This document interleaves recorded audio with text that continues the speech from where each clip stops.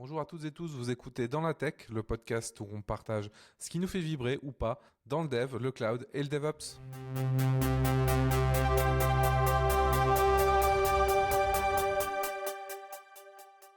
Et pour le coup, on se retrouve aujourd'hui pour parler d'un nouveau petit sujet pour cette fin d'année.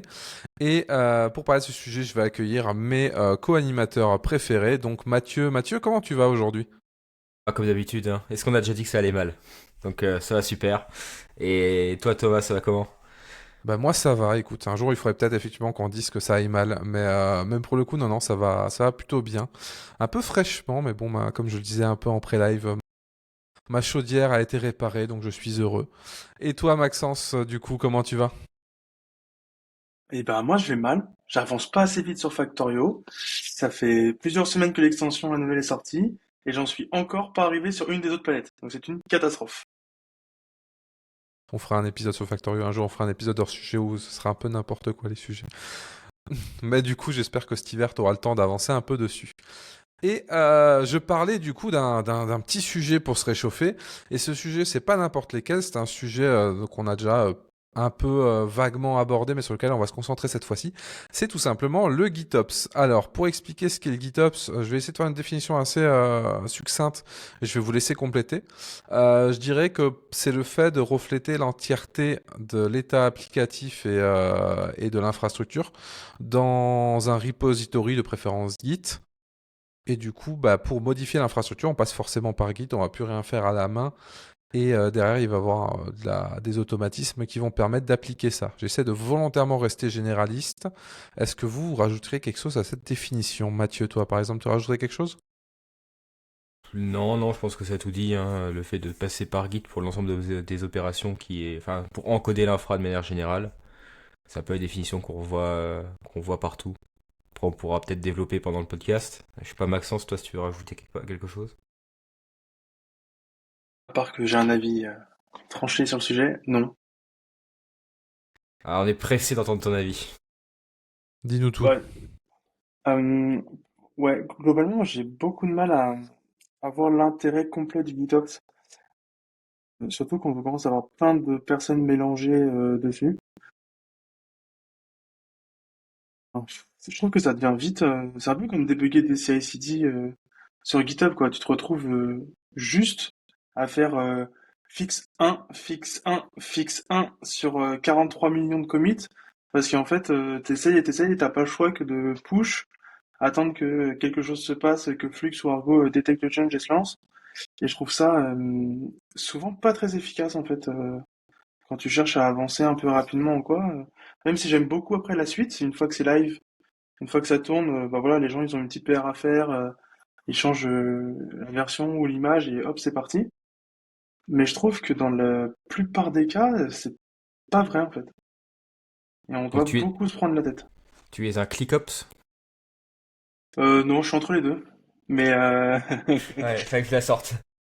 mais non, c'est vraiment ce côté où je trouve que, enfin, je fais du GitOps que j'ai pas trouvé mieux, mais je trouve que globalement, c'est souvent très chiant quand tu mets en place quelque chose, quand tu cherches à mettre à jour, etc. Parce que mais un peu comme Terraform, tu vois, j'ai pas trouvé aujourd'hui de moyen magique qui me permet de tester le truc de A jusqu'à Z, à part à répliquer toute l'infrastructure une énième fois pour tester qu'un truc marche complètement. Et encore, si tu veux tester vraiment le pass d'upgrade, ça devient vite chiant, quoi.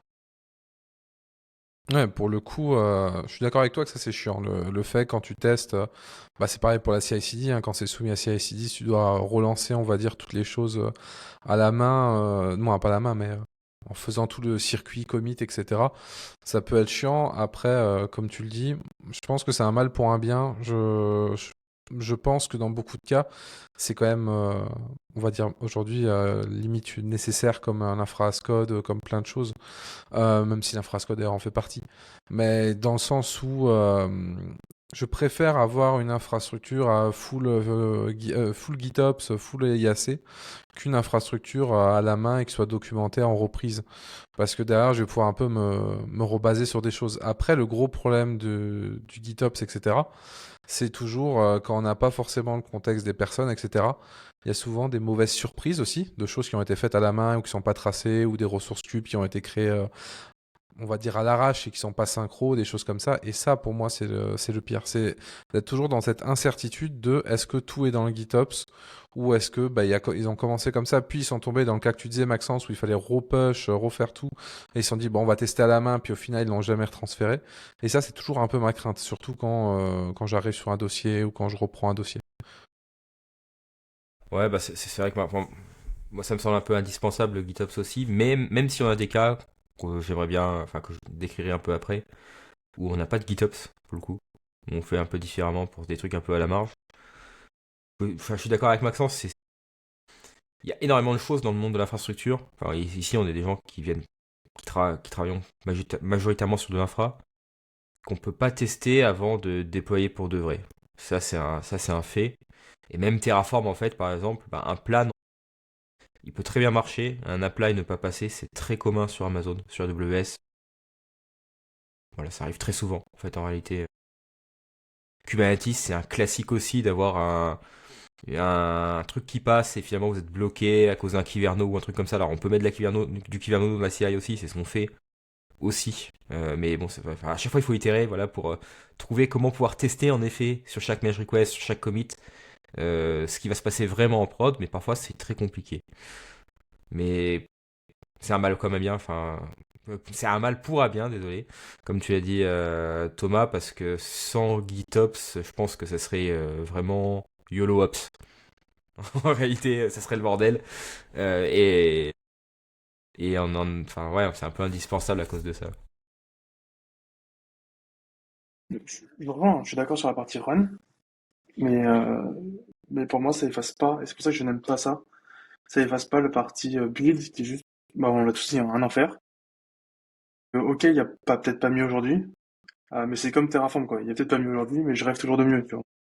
Comme l'observability au podcast précédent. On s'est Ouais, en plaint de fait, l'existant, c'est je un peu veux pareil, quoi. toujours des trucs mieux. Ouais. Bah, après, nous, pour les tests, on a un cluster Kubernetes qui s'appelle Sandbox. On s'en fout du cluster, globalement. Enfin, on peut le péter, au pire.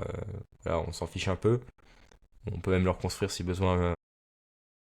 Et on se permet, sur ce type de cluster, en fait, de faire des tests à la main, faire n'importe quoi. Enfin, bref. Il faut toujours avoir des bacs à sable, en réalité. Et une fois que ça marche, en effet, on peut aller en GitOps. Et je pense que, bon, on a beaucoup parlé déjà du sujet. On a déjà parlé dans le passé de plateforme engineering, etc. Mais moins on a de choses. Enfin, si on peut fournir des abstractions avec une surface assez réduite, bah, il y a moins de chances aussi de faire des erreurs. Donc c'est aussi ça un peu la stratégie qu'on a. Si par exemple pour déployer une application en production, vous devez écrire 15 ressources cubes, versus vous avez une petite charte Helm magique ou autre, où vous mettez trois valeurs, nombre de réplicas, mémoire, voilà, request limit et peut-être autoscaling, min-max, bah, il y a beaucoup moins de chances de se planter. Donc en fait, réduire la surface de ce qu'on expose permet aussi de faire du GitOps, je pense, de manière plus efficace. Ouais, après, comme tu disais, comme on disait tous les deux, hein, pour les tests, c'est une horreur. Dans le sens où, moi, je sais que nous, dans notre cas, on a des clients pour lesquels on fait des tests, du coup, d'infra as code, donc pour vérifier qu'on peut tout remonter sans intervention humaine. Donc, au final, des tests de conformité GitOps, on pourrait dire ça comme ça. Donc généralement, on fait ça sur des infrastructures de PRA qu'on monte de temps en temps, euh, automatiquement ou pas, ça dépend des clients, ça dépend de pas mal de choses, et du budget surtout, parce que c'est un budget quand même, de vérifier du coup que ce soit automatiquement, c'est tous les mois, on va dire. L'infrastructure va se relancer dans un autre data center, elle va remonter les données du dernier backup et elle va se lancer l'app. Dit comme ça, c'est simple, mais c'est un budget de l'automatiser et de faire que ça fonctionne, et surtout derrière de le suivre, parce qu'il faut pas juste dire bah ça fonctionne, ça a fonctionné ou pas. Il faut quand même tester un minimum. Il faut vérifier que tout fonctionnait correctement, parce que les tests automatiques, c'est comme les antibiotiques, c'est pas forcément magique, hein. Donc là-dessus, c'est, je pense, un gros coup qu'on a tendance à sous-estimer. C'est vrai qu'on parlait pas mal aussi là de GitOps dans le sens Kubernetes, moi, surtout vous pour le coup. Je pense que, après c'est mon avis, moi j'évite de le fermer trop à Kubernetes. C'est vrai on a entendu beaucoup avec Kubernetes, avec Argo, avec Flux, mais ça je pense qu'on va avoir l'occasion d'en reparler. Mais je pense qu'il est important de de dire aussi que c'est pas que ça. Et que typiquement, si vous faites de l'IAC avec de l'Ansible derrière qui va automatiquement provisionner ce qu'il faut, ou si vous faites juste du Terraform qui va créer votre infra avec des images qui sont pré-build, bah, c'est quelque chose pour moi qui fait aussi partie du GitOps. Je sais pas ce que vous en pensez. Clairement oui, enfin GitHub c'est beaucoup plus vaste que Cube. C'est toute la phrase code qu'on a toujours. Enfin, tu as parlé de certains outils d'Amir au final, mais oui, il n'y a pas que Cube dans la vie. Donc ouais, c'est assez vaste, mais en fait finalement là on a commencé à parler des difficultés du GitOps, mais la question ça serait est-ce que ça serait plus simple si on n'avait pas de GitOps? Et en fait je pense pas. Par exemple tu parlais Thomas de remonter des infras, de faire du DRP, enfin disaster recovery, des PRA, des trucs comme ça. Sans GitOps, faire ça à la main, ou même le tester, enfin même voilà, là tu disais on le teste tous les mois, bah fais même pas si on serait 3 semaines à cliquer dans les UI pour tester, enfin si on n'avait pas de GitOps, donc c'est ça aussi qu'il faut comparer je pense. Ouais, après, on en revient. Enfin, moi, typiquement, ce que je déploie sur AWS aujourd'hui avec Cube, ça devient relativement restreint. Tu vois, je déploie pas énormément de choses. En ALB, en EKS et tout le reste est géré dans Cube. Bon, non, les bases de données quand même, les VPC. Non, c'est vrai qu'il y a quand même quelques trucs qui se déploient dans Non, AWS même. Mais après, tu disais, Thomas, que tu élargissais un peu le sujet, mais est-ce que c'est vraiment du GitOps? Parce que ce moment-là, on en fait depuis très longtemps, tu vois, si on commence à mettre l'Ansible dedans, etc. C'est-à-dire qu'on en fait depuis fort, fort longtemps. Moi, je considère que... Mais après, c'est une vision qui est peut-être très personnelle, hein, mais moi, je considère que ça en fait partie. Dans la mesure où on est capable de tout reproduire à partir de Git sans aucune intervention auto. Que ce soit avec de la CI, que ce soit avec même un autre système. Pour moi, tant que ça a la même logique derrière de se dire tout est dans Git et j'ai confiance là-dedans pour relancer quelque chose, pour moi, c'est la même chose. Après, on pourrait se séparer et dire que c'est un peu à part ou dire que ça en fait pas partie. Mais honnêtement, j'ai du mal à trouver un critère discriminant pour ça, qui ne soit pas quelque chose qui soit contre-productif. après là tu parlais de pouvoir reconstruire etc. Pour moi le GitHub c'est même pas ça en fait le but premier, enfin c'est un des buts. Et je pense qu'il y a déjà bon on en a parlé un peu avant, mais le fait de détecter les drifts, en fait, d'éviter les actions manuelles et on va dire d'avoir une prod qui drift par rapport à ce qui est décrit dans Git. Donc ça c'est le premier intérêt. Mais aussi, je pense, c'est les merge requests en fait, travailler avec des revues de code ou pouvoir facilement faire voilà, du pair programming avec un repo Git, avec un historique de modification. En fait, c'est aussi tout ça pour moi l'intérêt. Parce que moi j'ai aussi un avis personnel sur la reconstruction. On vend toujours le GitOps. Oui, ça, on peut reconstruire les infra, etc., etc. J'assume ma position, mais je pense qu'une grosse infrastructure, une très grosse infrastructure, personne ne peut dire si elle est reconstructible ou pas. Voilà. C'est quand on a vraiment atteint un certain point de scale en termes d'infra as code, de GitOps, de dizaines et de dizaines de repos Terraform et de cubes et tout ce que vous voulez. Je pense que quel que soit l'effort qui est fait avec des grosses productions, c'est impossible de dire moi je peux reconstruire ma prod de zéro. On Non, mais peut je suis faire des d'accord. DRP, on peut faire. Mais voilà, donc le GitOps pour moi c'est aussi beaucoup d'autres choses, juste à part cette vie, enfin, la reconstruction, bien sûr qu'on vend beaucoup, je trouve. Non, mais je suis d'accord. Là, j'en parlais juste qu'on avait parlé juste avant du côté vérification. Pour moi, si jamais tu peux reconstruire à partir d'Ansible et à Terraform et que c'est automatisé, bah au final, tu as le même résultat dans le sens où, c'est-à-dire que toutes les modifications qui sont importantes et qui permettent à ton application de fonctionner sont sur Git. Ce qui est plus une confirmation de l'état que réellement le bénéfice. Bah, tu fais bien d'en parler, hein. Bon, là, c'est vrai qu'on a parlé, on est parti pas mal de ça en parlant notamment des tests, mais le GitOps, c'est clairement pas l'avantage principal. Et la majorité des gens, c'est pas l'avantage qu'ils vont en tirer. Les avantages, tu l'as dit, il y a l'historique, donc on va pouvoir consulter l'historique des modifications.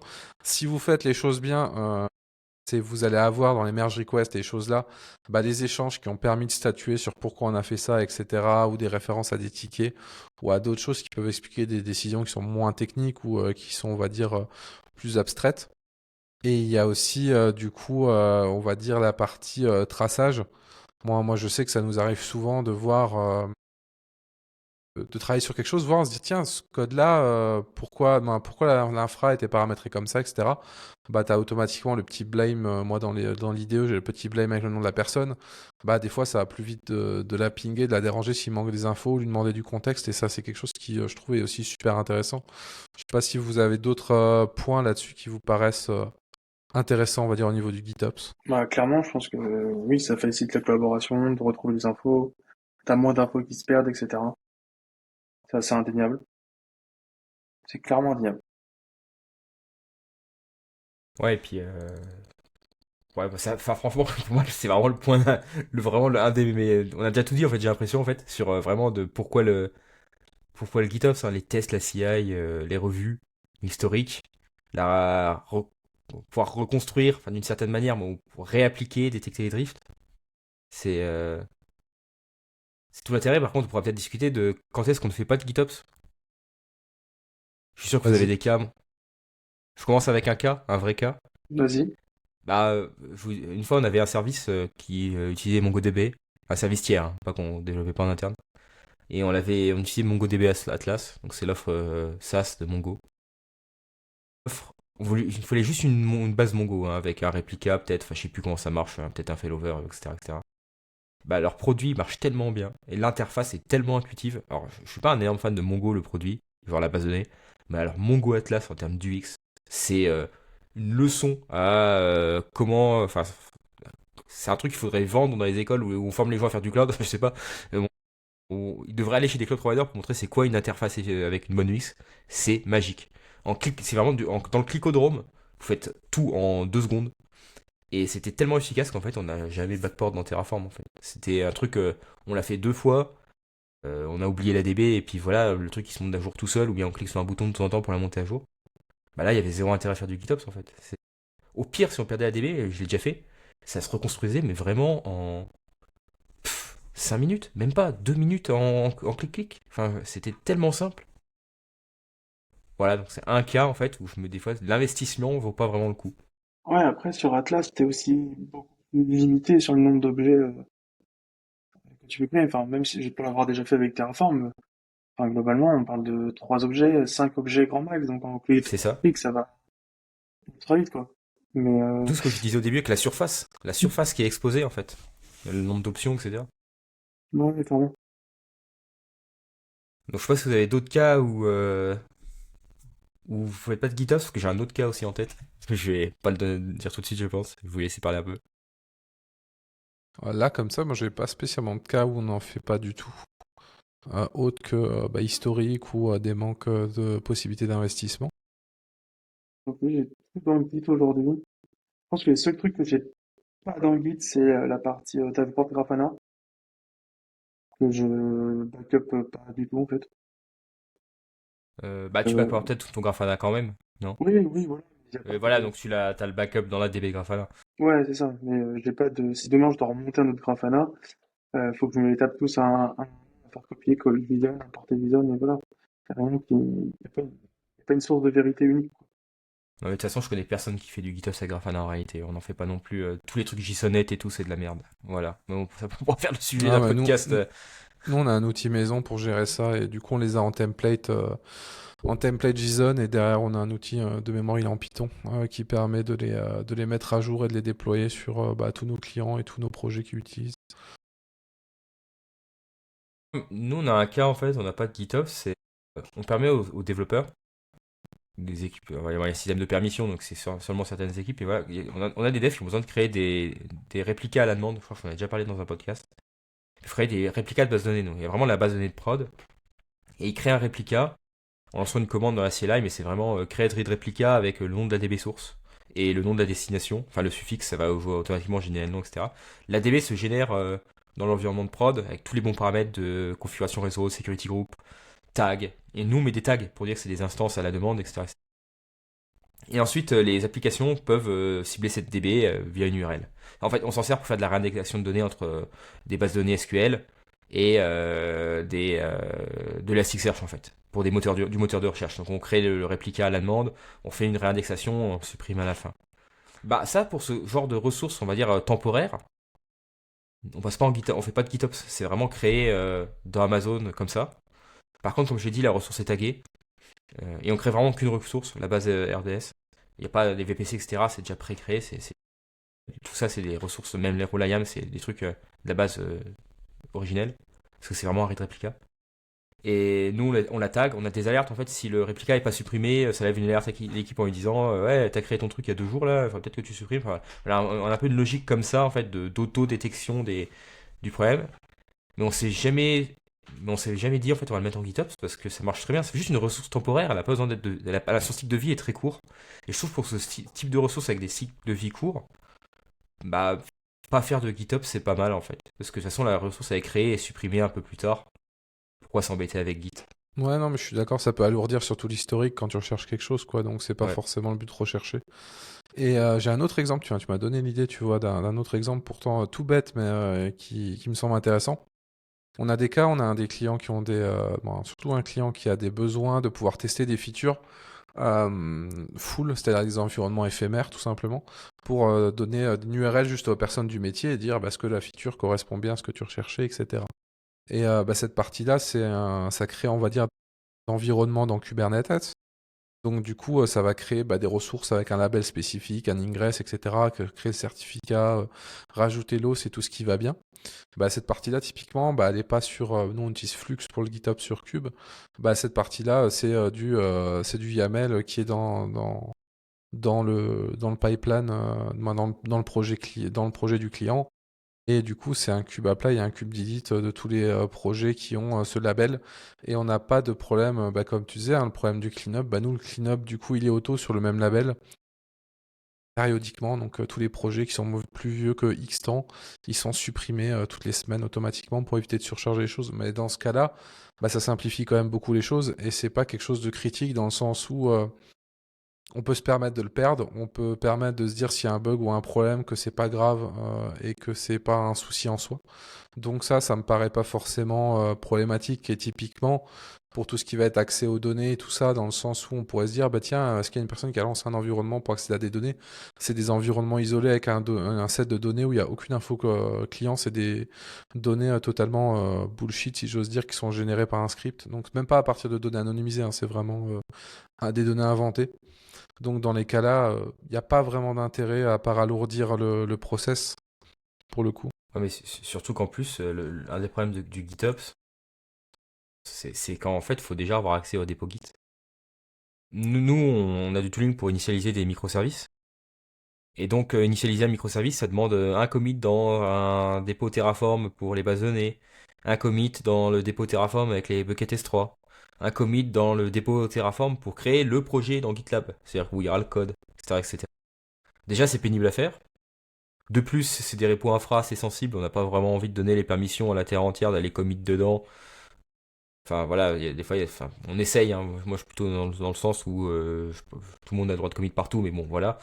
Il y a quand même certains repos des fois où sont un peu plus sensibles que d'autres, notamment les permissions IAM ou des choses comme ça.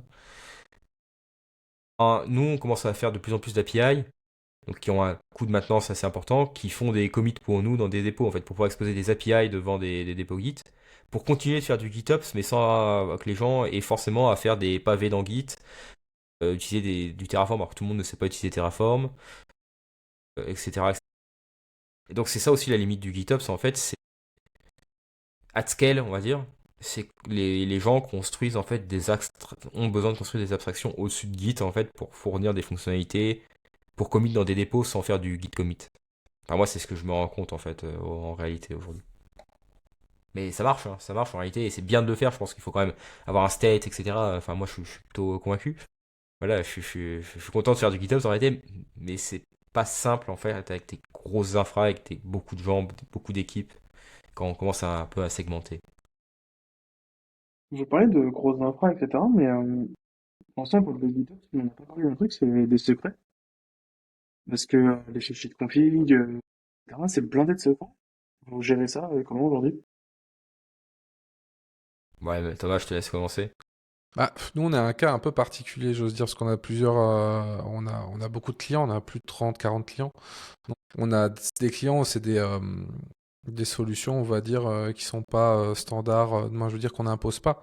Si un client vient et nous dit, bah moi, je veux utiliser AWS Secret Manager, on utilise AWS Secret Manager. Si un dit, moi, je veux Vault, bah possiblement, on peut lui monter un Vault, ce qui va être soumis, bien sûr, à du temps de travail, hein. Après, en standard, parce qu'on a quand même on va dire une stack standard qu'on met si le client n'a pas de contraintes. On a une stack qu'on maîtrise plutôt bien et qui me semble intéressante. On utilise pour Cube, en tout cas du Flux, et en tout cas pour les secrets dans les repos, que ce soit du coup sur Flux ou pour d'autres choses, on utilise SOPS. Du coup, j'avais écrit un article dessus que je pourrais vous mettre en commentaire. C'est une solution qui permet de chiffrer les secrets en fait dans Git. Surtout, moi, ce que j'aime, il y a deux choses que j'aime beaucoup avec cette solution. Je vais passer 2 secondes dessus parce que ça me semble vraiment intéressant. La première chose, c'est que c'est une solution qui fait du chiffrement entre guillemets intelligent. Je prends exemple dans Kubernetes, quand je crée un fichier secret, bah, je suis pas obligé de chiffrer tout le fichier. Je vais que chiffrer le data. Des fois, ça m'arrive d'avoir, on a déjà parlé, Maxence, hein, d'avoir du coup une ressource custom, par exemple pour faire du push de Victoria Matrix. Dedans, il y a un mot de passe. Je vais pas chiffrer tout le fichier, je vais juste chiffrer le champ mot de passe. Donc c'est intéressant parce que même ceux qui n'ont pas les droits de changer ou de consulter le mot de passe peuvent quand même consulter le fichier. Ce qui, moi, je trouve assez cool quand on parlait des problèmes de droit par rapport aux gens, notamment aux devs, etc.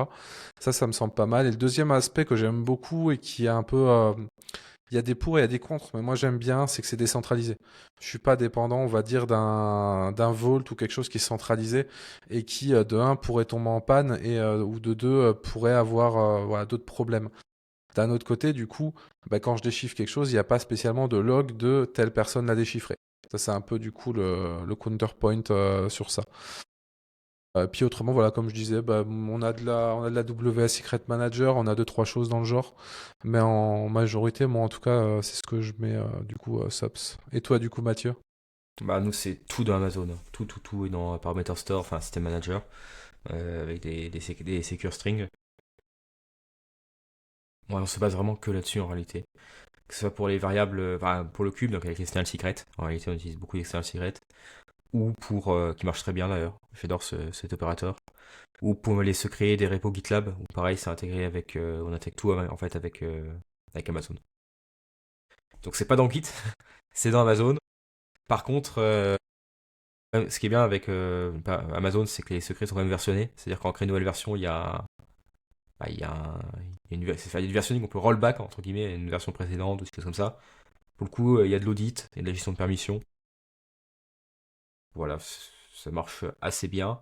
Et d'ailleurs, c'est assez marrant parce que quand on bootstrap une nouvelle base de données, par exemple, eh ben, on a un module exec, je crois, dans Terraform, qui va générer un secret aléatoire, parce qu'on veut pas le secret dans le state Terraform, bien sûr. Et en fait, ça va générer un secret aléatoire et le mettre dans le parameter store d'Amazon, pour éviter que le secret soit dans le state. Et ensuite, le secret est utilisé par les applications qui en ont besoin. Donc, ouais, c'est que de l'Amazon de l'autre côté. Le classique. Et toi, du coup, Maxence, tu nous as pas dit? Ouais, moi c'est classique AWS Secret Manager, External Secret et Zoom, c'est parti. Voilà. Voilà, Bah, rien du, à dire de plus, et juste ça marche. mais du coup, ça m'amène à une autre question que Mathieu, j'ai un peu abordée. Est-ce que vous arrivez à vous organiser moi, je sais que dans notre cas, on a pas mal de choses et je trouve que le GitOps, du coup, favorise aussi la multiplication des repos. Dans le sens où bah, tu as le repo qui va servir le GitOps pour Cube, il va y avoir le repo qui va gérer, du coup, par exemple, le Grafana. Et j'ai l'impression quand même qu'on arrive à un point où dès qu'on a une infrastructure avec beaucoup d'éléments, on peut très rapidement, on va dire, exploser le nombre de repos et que ça devient difficile à gérer.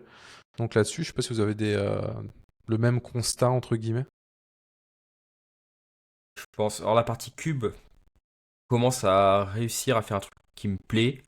Dans le sens où on fait 99, enfin on fait que de l'argo CD en réalité, et on a un pattern d'app of app qui fait que on a avec des applications et des application sets qui fait que les repos sont organisés d'une certaine manière pour en plus éviter la duplication de variables entre environnements, etc. Enfin voilà, il y a tout un layout en fait en termes de repos et en termes d'applications Argo qui référence d'applications avec l'application, une certaine arborescence par environnement, par cluster, par région, qui fait que commence à être pas trop mal je trouve sur ça. Le truc où je trouve beaucoup plus compliqué, c'est Terraform. Terraform, ça finit toujours en méga bordel. Enfin, je pense que tout le monde est dans ce cas-là. Ou c'est pour ça que je disais au début, moi j'y crois pas. La reconstruction d'infra from scratch, vous prenez n'importe quelle grosse boîte qui fait même du GitOps à scale, vous supprimez toutes les ressources du cloud. Je suis sûr que ça repart pas parce qu'il y a de la dépendance cyclique partout. Enfin si, ça repart, mais en fait avec du hack, hein. On va dire du temps pour réapply dans le bon ordre. Euh, quand on fait du remote set et des data sources. Donc je pense que c'est plus la difficulté est beaucoup plus aujourd'hui dans ce qui est hors cube que dans cube, chez moi du moins. Et même dans mes expériences passées, je trouve que c'est vraiment toute la partie cloud provider, Terraform, etc. ou même Ansible qui est très très très très très lourde à gérer. Là où dans Cube, je trouve qu'avec des outils comme Argo, etc., une certaine organisation, ça passe beaucoup mieux. Moi, déjà, je suis contre la multiplication des repos. C'est mon cheval de bataille depuis très longtemps, mais c'est complètement pour les monorepos et à tous les étages. Donc, même côté infra, il y a juste un repo, il s'appelle infra. Et il y a tout dedans. Après, c'est rangé, c'est classifié, etc. Mais voilà, il y a pas 40 000 repos et il y a juste des petits trucs à droite, à gauche, c'est tout dans un repo infra. Tu parlais, Mathieu, des problèmes de Terraform, etc. Moi, j'en ai réglé beaucoup, pas tous, mais beaucoup avec TerraGrunt, qui entre autres me permet d'avoir ce système de layer et de savoir quoi doit être lancé avant quoi, etc. Et ça, je peux me mettre à la racine de mon TerraGrunt. J'ai un dossier production staging. Je mets à la racine de mon production, je fais un apply, il va tout me redéployer et il saura tout seul savoir par où faut commencer, etc. Parce qu'il définit, enfin, il fait un arbre en fait avant de commencer à traiter. Donc ça règle une partie des problèmes de Terraform, pas tout, clairement pas, et ça règle une partie. Maintenant, le plus gros problème que j'ai avec Terraform, c'est typiquement j'ai des problèmes de poulet d'œufs. Moi, je démarre beaucoup de nouveaux clusters dans des nouvelles régions. Euh, il me faut juste un cluster EKS avec les dépendances que j'ai autour. Et après, une fois qu'il est uploadé dans Argo, bah, le reste s'installe tout seul. C'est la partie qui marche clairement mieux, hein. Le cluster est ajouté à Argo CD. Argo CD va déployer toutes les applications dessus. Et de toute façon, Cube fera en sorte que ça finisse par marcher. Donc c'est qu'une question de temps avant que ça finisse par tomber en marche. Et après, bah, fini. Par contre, dans Cube, ouais, j'ai des problèmes du genre, bah, je déploie tout avec Carpenter, donc j'ai pas de nœud par défaut dans mon cluster, sauf que vu que je fais un cluster EKS et que j'ai besoin du EBS CSI Driver, voilà, fin de la blague. Le EBS CSI Driver pour démarrer, il demande d'avoir des nœuds. J'ai pas de nœuds. J'ai pas encore déployé Carpenter parce que c'est dans une Helm Sharp qui est un peu après. Bah voilà, je suis obligé quand je start up un nouveau cluster, je suis obligé de commenter la partie CSI pour que je puisse faire un premier déploiement, décommenter et relancer un deuxième déploiement. Et c'est ce genre de truc-là où Terraform me rend complètement fou. Et parce qu'il sait juste pas gérer ce genre de truc-là, qui veut dire que t'arrives à l'état final, alors qu'en fait, il faudrait lui dire qu'il doit passer par des états intermédiaires avant de pouvoir arriver à cet état final, quoi. C'est exactement ce que je disais quand je disais, enfin quand je parlais de reconstruire une infra, je disais en fait on peut le faire mais avec des hacks. Bah, c'est exactement le type de hack dont je parle, c'est-à-dire qu'il y a des systèmes de problèmes de poulet d'œuf et on a la même chose quand on bootstrap des nouveaux clusters cubes. On doit faire deux apply de suite avec une variable qu'on doit passer à false et après à true.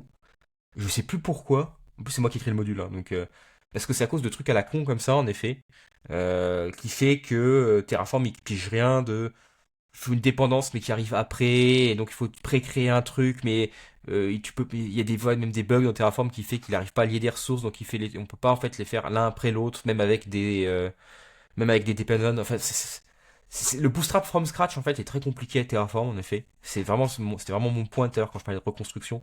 C'est la grosse difficulté, c'est ça, c'est les dépendances cycliques. Bah Mais ça, j'ai tu vu, vois, mais ça c'est super chiant, ouais. chez nous, on a le même problème, même sans parler, tu vois, d'AWS ou de cloud provider un peu plus, on va dire, haut niveau.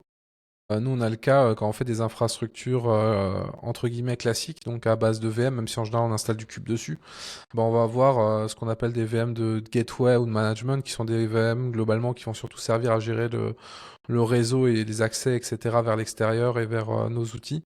Bah, ces machines-là, typiquement, à cause de Terraform, on est obligé de les provisionner d'abord juste elles et le réseau pour qu'elles puissent remonter bien tout pour que les autres machines puissent s'installer derrière.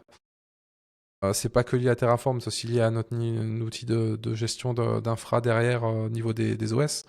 Et tout ça pour dire que ouais, c'est vrai que ce problème de Terraform qui veut vraiment converger tout de suite vers un état final plutôt que se dire attends, j'ai peut-être des étapes avant, c'est quelque chose qui peut être un peu frustrant, quoi. Mais donc le problème, est-ce que c'est le GitOps ou est-ce que c'est Terraform? Parce qu'en fait, j'ai l'impression qu'on revient toujours au problème. Terraform, c'est.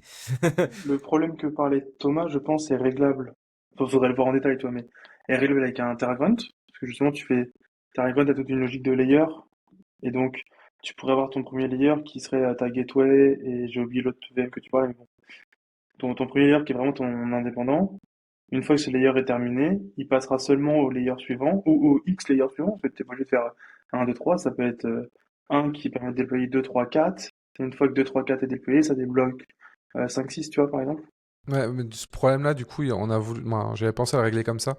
Mais le problème, si tu veux, c'est qu'on est dépendant d'un outil extérieur. Donc, du coup, Mhm. une fois que le Terraform a fini de s'appliquer, c'est pas encore prêt. Faut attendre qu'en gros la machine soit validée dans nos inventaires pour qu'elle ait accès aux ressources et au réseau, etc. Et à partir de ce moment-là, on peut aller à la suite. Et c'est ça le Oui, souci. bah, c'est typiquement le genre de cas où, ouais, tu veux faire à la main. Bah, après, tu peux avoir deux layers, mais enfin, dans tous les cas, c'est un management à la main, quoi. Oui, non, c'est pas très grave, mais c'est juste pour donner un autre exemple qui est un peu moins cube-centrique, quoi, sur les problèmes qu'on peut avoir avec tout ça. Pour répondre à ta question plus, Mathieu, je sais pas si Terraform est le problème, parce que sans Terraform, on serait quand même sacrément embêté par moment pour faire certaines choses. Euh, mais ce qui est sûr, c'est que Terraform est venu régler des problèmes. Et en fait, enfin, je pense que tous ceux qui utilisent Terraform depuis longtemps arrivent aussi aux limites lui-même de Terraform. Et aujourd'hui, je ne connais pas de vraie alternative. J'ai fait un peu de Plugin et compagnie. Et en fait, ça t'ouvre à un nouveau monde de nouvelles bêtises à faire qui est encore plus grand qu'avec Terraform. Donc, est-ce que tu as vraiment envie de le faire à la fin? C'est pas sûr. Et donc, je pense que oui, ça manque juste d'un tool qui permettrait de faire un peu plus de magie, quoi. Mais il n'existe pas encore, en tout cas pas à ma connaissance. Alors, je pense qu'en fait, le problème, c'est pas l'outil. Moi, je suis persuadé d'un truc, c'est qu'on a des cloud providers qui sont toujours beaucoup plus trop complexes. Notamment, bah, je prends l'exemple d'Amazon qui traîne un peu sa dette technique sur la partie IAM, VPC, etc. Mais c'est pas les seuls. Et le gros souci, en fait, c'est plutôt ça. C'est que pour bootstrap un cluster cube de manière un peu prod ready sur un cloud, il faut définir entre 80 et 100 ressources Terraform. Enfin là, je dis des chiffres au hasard, mais franchement, on s'en approche, je pense. Je pense que je vais rajouter un peu, mais pas tant que ça. C'est peut-être ça aussi le problème. C'est qu'en fait, on commence à avoir dans les cloud providers une complexité accidentelle assez importante avec la partie IAM, VPC, Security Group, Load Balancer, le cluster en lui, même tous les access entry par exemple sur Amazon. Tous les rôles de base qu'on a peut-être besoin pour bootstrap le cluster et faire déployer une seed pour ensuite déployer le reste. Toute la partie VPC peering qui est extrêmement complexe sur Amazon. Là, je parle beaucoup d'Amazon, mais d'autres cloud providers sont comme ça. En fait, les cloud providers sont de plus en plus riches, mais donc de plus en plus complexes, et donc on atteint très vite les limites des outils d'infrastructure comme Terraform. Et c'est ça, en fait, je pense, la solution. C'est on devrait avoir en fait des clouds avec des abstractions beaucoup, beaucoup plus petites. Moi, je reste un peu sur la position de ce que je disais au début. Aujourd'hui, il y a beaucoup trop de leaks, en fait. L'information utile dans un Terraform, c'est 5%. 95%, c'est du bruit, c'est du boilerplate, c'est de la complexité accidentelle, des trucs en fait, on n'a pas envie de le faire, on n'a pas envie d'y penser. C'est pour ça qu'on fait des modules, etc. Mais en réalité, c'est pas assez. Et ça vient parce que les API derrière des clouds ne sont pas assez évolués. Les produits sont beaucoup trop low level aujourd'hui, je pense. Ouais, après, le truc, c'est que je suis assez d'accord, hein. Je voterais pour un EKS où je me fais pas chier à devoir installer External Secret, à installer Carpenter, à installer tous les plugins, parce que de toute façon, je les fais à peu près tous. Toutes ces conneries-là, je voudrais même pas entendre parler, et ils se démerdent, et c'est leur problème, et moi, je veux juste que ça marche, et que ça soit sécurisé et built-in. Ça, bon, on peut acter tout de suite. Je te signe le chèque en bas, ok. Maintenant, ça n'existe pas. Le module AWS Terraform est pas mal sur EKS, parce qu'il fait justement une grosse partie de cette abstraction-là. Il cache énormément de choses. Bon, il est pas parfait non plus. Et après, t'arrives de toute façon dans les dépendances cycliques d'AWS, où là, bah, tu rentres dans un truc de poulet d'œuf d'AWS lui-même et tu peux rien y faire. À la rigueur, là, tu vois, par exemple, mon problème que je vous exposais tout à l'heure, la seule chose que je pourrais faire, c'est juste ne pas utiliser les plugins AWS pour EKS, tu vois, et de faire une install à côté via Argo ou autre, ou bien elle m'installe dans mes Terraform pour ajouter les plugins directement et ça marcherait, tu vois. Ouais, mais je paye le C'est support Enterprise, donc moi j'ai envie bah d'avoir le oui, plugin Amazon. bah oui, moi aussi. Pas envie de le faire. Moi aussi. C'est pour ça que je vais utiliser le plugin Amazon et qu'il se démerde, quoi. Mais je suis assez d'accord sur le truc où il pourrait clairement monter un niveau sur EKS et, euh, et nous tous, hein, GCP et Azure sont pareils. Et encore, GCP, il y a un truc avec l'autopilote qui permet quand même d'aller encore un cran au-dessus, qui est intéressant. Mais je suis pas sûr que ça gère quand même nativement la gestion des secrets, la gestion. Il y a plein de trucs pour avoir un vrai cluster cube prod ready, ne serait-ce que ne pas se taper les rate limiting du Docker Hub. Rien que ça, tu vois, ça me rend fou que j'ai dû créer moi-même mon ECR Pull cache. for cache. Putain. Et après, c'est à moi d'aller modifier les fichiers Helm, etc. Pour automatiquement changer le truc. Bon, On a ça fait c'est la même. fini. Ça c'est fini. J'étais à deux doigts de coder un opérateur pour le faire avec un mutating webhook tout seul. Mais juste, c'est chiant, quoi. En fait, AWS, gérez-le pour nous, on vous paye pour ça, quoi. Mais si un acteur français a envie de faire du Kubernetes correctement et avec des features utiles, je pense qu'on a une petite liste à vous fournir de trucs où juste on n'a pas envie de perdre du temps sur ça. Et avoir un cube prod ready day one. Et pas Ouais. devoir passer 30 jours dessus à setup. Parce qu'il y a pas mal de choses à setup, hein, quand même. Bah, pour donner une idée, on utilise le module Amazon, nous, qui fait beaucoup de choses, le même que toi, Amazon Aya, je pense, pour AWS Cluster. Et on a un module Terraform au-dessus du module.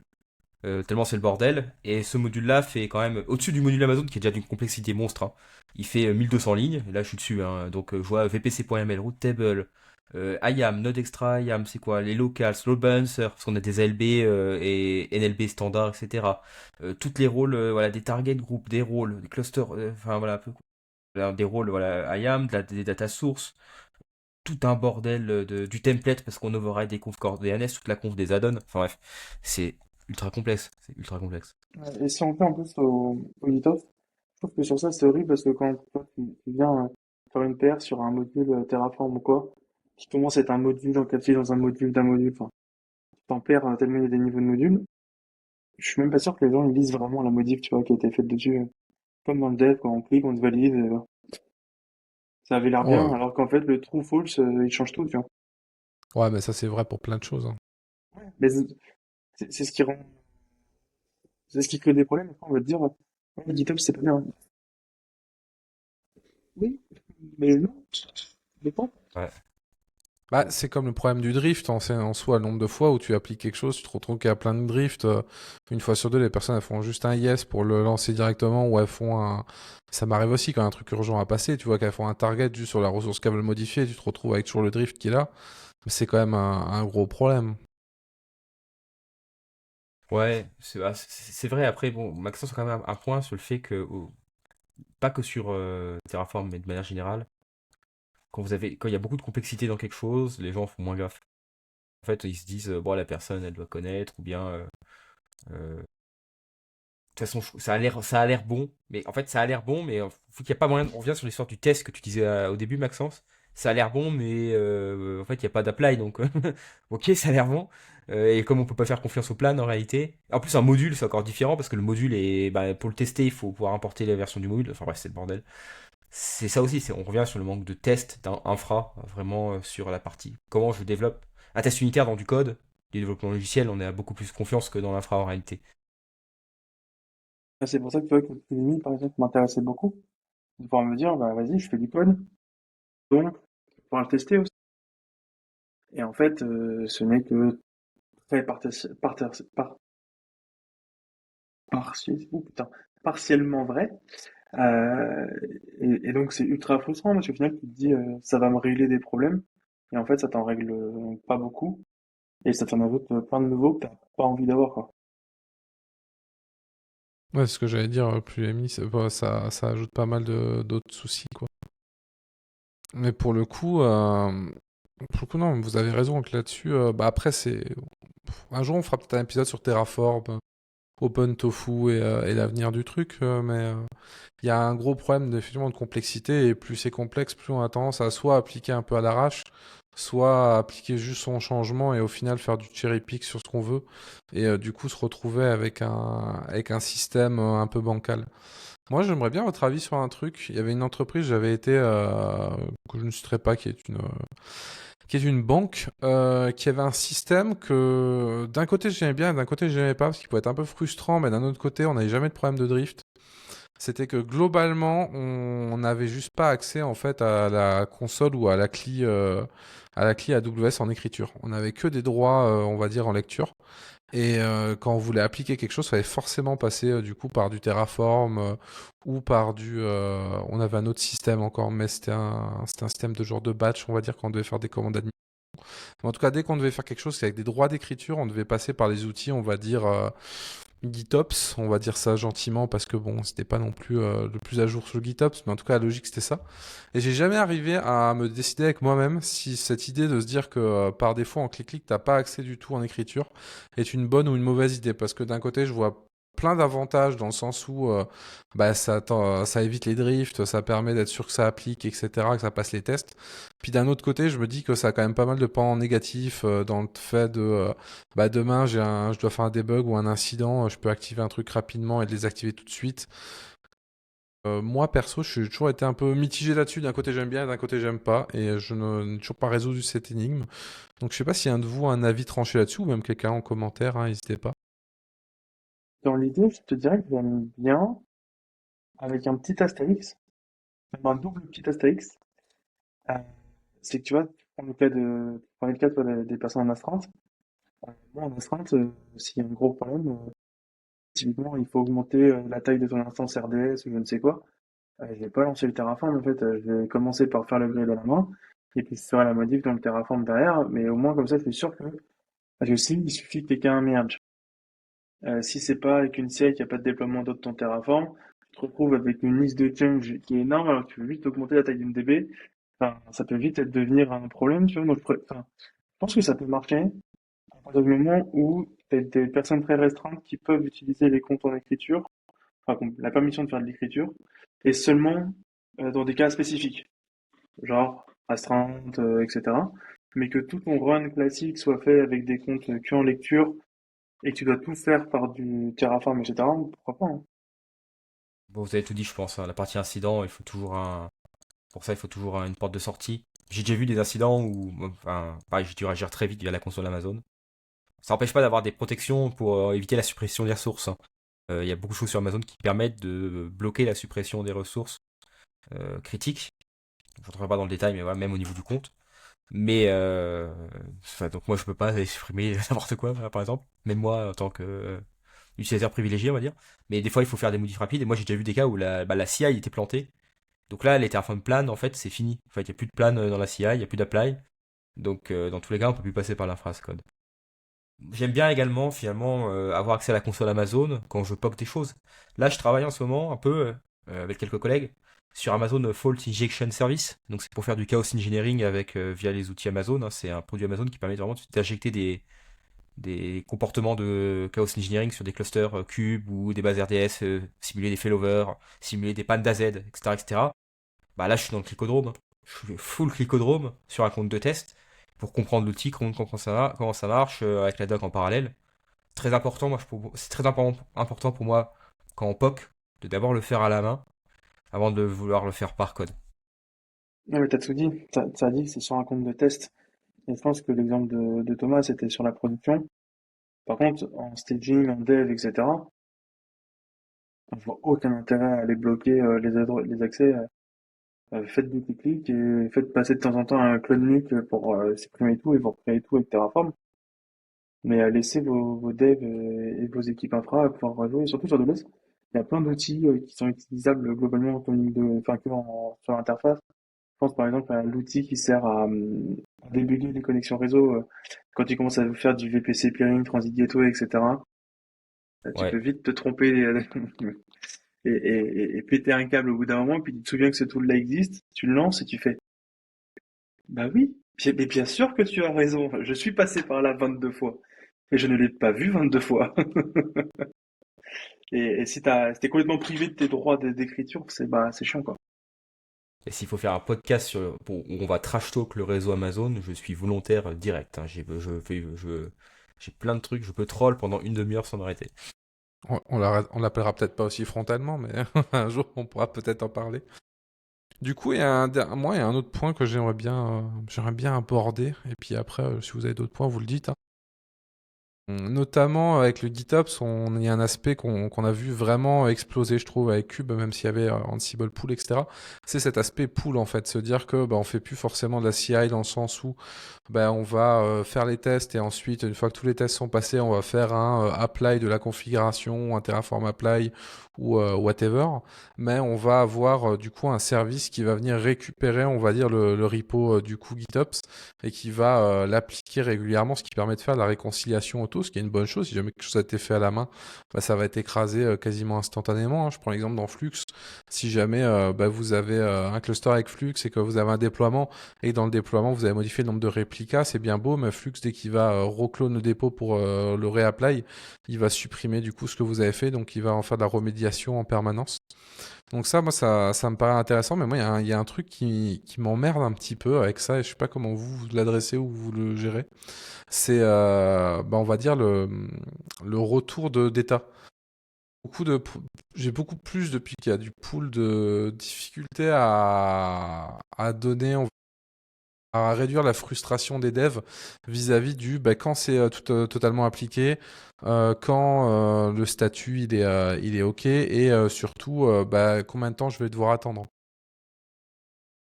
Vu que c'est périodique et que la période elle dépend aussi des produits et de plein de choses, cet aspect-là je le trouve côté GitOps et spécialement Pool qu'il est un peu plus chiant à gérer.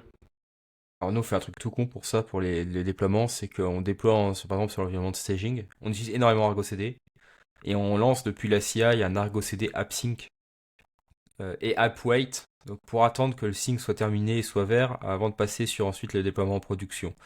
Donc on reste sur, en fait, on déclenche le sync manuellement une fois en fait pour pouvoir euh, avoir cette étape de validation en staging, parce que sinon en effet on ferait juste un commit et on devrait attendre et la CI serait finie. En fait, le job serait terminé, il n'y aurait pas de ce retour. Donc on force le sync et le wait à chaque étape staging et production. Ça demande d'avoir accès à l'API d'Argo CD depuis la CI, ce qui n'est pas un problème pour moi, dans le sens où je préfère. On a réussi à se débarrasser, par exemple, de notre CI, de l'accès à Kubernetes, notamment sur les environnements qu'on a déployés. C'est-à-dire on fait pas d'apply depuis la CI, on fait seulement du sync, en fait, le sync de Argo d'une app spécifique. Donc il y a le niveau criticité, c'est beaucoup moins sensible que donner l'accès à l'API de Kube pour pouvoir balancer n'importe quel manifeste depuis une CI. Mais voilà, nous c'est comme ça qu'on fait, en fait, tout simplement. Donc, je vais pas être très innovant parce que je peux pas dire que ça ressemble beaucoup, mais ça ressemble beaucoup. Pareil, avec Argo, enfin moi j'ai pas de GitLab en interne, donc je suis sur GitHub. Mais mon Argo n'est pas exposé, donc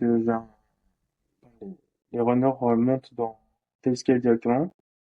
Dans Tailscale, il y a tout ce qu'il faut côté ACL, etc. pour être sûr que t'aies pas accès à n'importe quoi et t'es très limité dans tes accès. Et après, tu te connectes à Argo, tu fais ton AppSync, AppWait, t'attends, et fin en fait. Ça va, tu reportes le déploiement dans ton repo pour dire que le déploiement est passé vert. Et en fait, le dev, quand il a sa CI qui est passée, qui est full verte, c'est que c'est déployé en staging et il peut aller faire la suite sans problème, quoi. Donc j'ai pas trop ce problème-là. Et puis ils ont aussi eu l'habitude assez tôt, parce qu'avant que ce système-là soit en place, assez tôt, ils ont eu les mains dans Argo. Donc ils ont tous accès, enfin tout le monde a accès en lecture au minimum à Argo CD. Et donc souvent en fait, eux-mêmes ils vont directement sur Argo CD pour voir où on est leur déploiement. Il y en a certains qui même vérifient les diffs, etc. Enfin, ils sont assez autonomes sur ça. Ok, moi je demandais parce que je dirais que sur Flux on fait un peu pareil quand il y a besoin. S'il y a vraiment besoin de faire des appels tout de suite, on fait un réconcile du déploiement qu'on veut gérer, du customize qu'on veut gérer ou du Helm ou whatever. Mais ça me paraît un peu dommage quoi, de voir en arriver là, alors que c'est un peu le contraire de la philosophie, quoi. Ouais, mais il n'y a pas le choix d'avoir cette phase de validation en réalité avant la prod. C'est dur de s'en passer. Notamment parce nous, on a des jobs qui se lancent, par exemple, quand on déploie un projet avec des migrations, des fois de bases de données, des outils comme GoMigrate ou Flyway, enfin un peu des changements de schéma qui peuvent se faire un peu en initiation d'application, ou des init containers, des choses comme ça, qui peuvent toujours planter. L'application elle-même, son rollout peut planter. On fait énormément également. Aujourd'hui, on fait du Canary release avec Argo Rollout. Donc pareil, on veut qu'un rollout aille jusqu'au bout. En termes, et ça peut mettre 10, 15, 20 minutes. Hein. C'est un truc basé sur des métriques, donc avec des pauses et du progressive rollout. Et donc pour tout ça, on n'a pas trop le choix en fait finalement que de faire du app wait. En fait, on est obligé d'attendre en réalité que l'étape se finisse avant de passer à la suivante, enfin à l'environnement suivant. Et j'ai pas de solution autre que ça en fait. Bah, ça me rassure, j'ai pas loupé quelque chose de magique. Est-ce que vous avez d'autres points que vous voulez aborder là-dessus? Non, t'as rien loupé de ma vie, à part Argo CD, mais sinon, ouais, On fera un podcast, un débat sur Argo CD versus Flux. Si ça vous intéresse, vous nous le dites et on le fera. Ouais, ça va être Je vais me la foire au sentir troll. seul, mais c'est pas grave. peut te trouver un congénère si tu veux. Voilà, Ouais. je trouverai un fan de Flux qui viendra m'aider à défendre la proposition. Bah pourquoi pas, ouais. Pourquoi pas. Moi j'attends toujours le podcast sur Ruby, hein, sinon. Moi, je sais comment ça va finir avec Flamingo, comme ça t'as Argo CD et Flux dans une seule solution, Ah, problème réglé. ça c'est n'importe quoi. C'est le genre de podcast qui risque de passer un peu très vite sur du troll, mais c'est pas très grave. Pour un Bah du 1er coup, avril, je trouve que ça serait c'est vrai. parfait. Ouais, puis on finit le podcast en disant finalement ce qui marche c'est faire kubectl apply depuis Jenkins, comme on faisait il y a 8-9 ans, la bonne époque, des débuts de cube. Moi, Mais en j'ai tout pas cas, encore mis à jour Jenkins, je suis sur le stun encore. je pense que là, il commence à se faire tard, on part trop loin dans le troll. Donc je pense qu'on Ouais, va conclure là, mais en tout cas, j'espère que ça vous a permis d'en savoir un peu plus sur le GitOps et sur ce qu'on en pense du coup avec ce qu'on aime. On a peut-être pas beaucoup parlé au début de ce qu'on aime parce s'est un peu focalisé sur les défauts, mais c'est peut-être ce qui nous frustre un peu pour le coup. Et autrement, ça reste quand même aujourd'hui, comme on l'a dit, pas un must-have, mais quelque chose qu'il faut avoir pour plein de raisons pour toutes les raisons qu'on a évoquées. Et du coup, je vous invite à nous follow sur les différents réseaux sociaux, à follow le podcast. C'est important pour nous, comme vous le savez, hein, pour avoir de la visibilité aujourd'hui. C'est comme ça que ça marche. À liker, à partager cet épisode, que ça soit sur X, sur Blue Sky ou où vous voulez, même sur LinkedIn pour les plus Startup Nation d'entre vous. Et je vous remercie de nous avoir écoutés. Ciao! Bonne soirée, bonne journée. salut.